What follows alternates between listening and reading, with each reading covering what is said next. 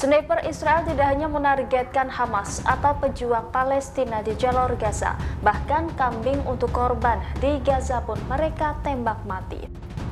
Sebelumnya, beberapa warga Gaza berusaha mendapatkan kambing untuk mereka sembelih saat Hari Raya Idul Adha 2024. Namun upaya mereka untuk menjadikan kambing sebagai hewan kurban gagal terlaksana. Israel melarang hewan kurban dari luar masuk ke jalur Gaza. Kantor media Gaza mengatakan pasukan pendudukan melakukan kejahatan baru dengan mencegah masuknya hewan kurban dengan menutup semua penyeberangan jalur Gaza. Tidak hanya itu, Israel juga menembaki kambing-kambing sebelum Idul Adha.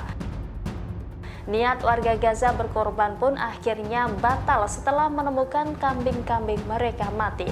Sementara dalam video yang beredar di media sosial memperlihatkan beberapa ekor kambing mati, kambing-kambing yang sedianya hendak dibuat hewan kurban kini tergeletak usai ditembak mati oleh sniper IDF. Terlihat hewan-hewan itu tergeletak di tengah reruntuhan bangunan Gaza.